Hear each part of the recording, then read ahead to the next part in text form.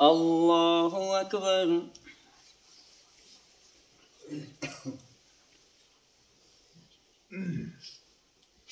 الحمد لله رب العالمين الرحمن الرحيم مالك يوم الدين إياك نعبد وإياك نستعين اهدنا الصراط المستقيم صراط الذين أنعمت عليهم غير المغضوب عليهم ولا الضالين.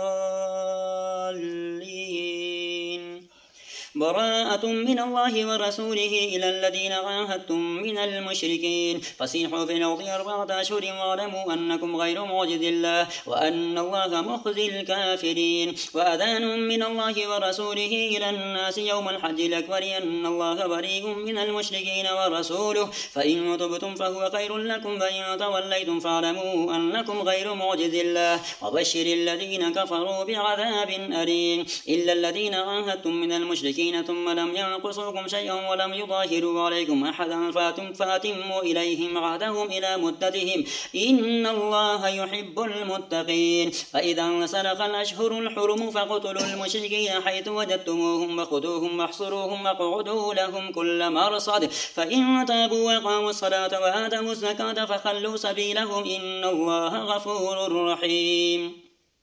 وإن أحد من المشركين استجارك فأجره حتى يسمع كلام الله ثم أبلغه مأمنه ذلك بأنهم قوم لا يفقهون. الله أكبر. سمع الله لمن حمده. الله أكبر. الله أكبر.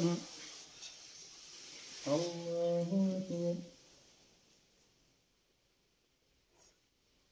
الله أكبر.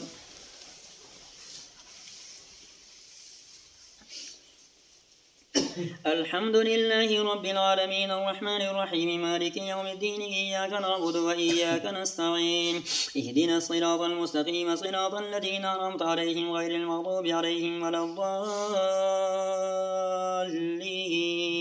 وإن أحد من المشركين استجارك فأجره حتى يسمع كلام الله ثم أبلغه مأمنه ذلك بأنهم قوم لا يعلمون. كيف يكون للمشركين عهد عند الله وعند رسوله إلا الذين عاهدتم عند المسجد الحرام فما استقاموا لكم فاستقيموا لهم إن الله يحب المتقين. كيف وإن يظهروا عليكم لا يرقبوا فيكم إلا ولا ذمة يرضونكم بأفواههم وتأبى قلوبهم وأكثرهم فاسقون. اشتروا بآيات الله ثمنا قليلا فصدوا عن سبيله إنهم ساء ما كانوا يعملون. لا يرقبون في مؤمن إلا ولا ذمة وأولئك هم المعتدون. فإن تابوا وأقاموا الصلاة وآتوا الزكاة فإخوانكم في الدين ونفصل الآيات لقوم يعلمون. وإن نكثوا أيمانهم من بعد عهدهم وطعنوا في دينكم فقاتلوا أئمة الكفر إنهم لا أيمان لهم لعلهم ينتهون.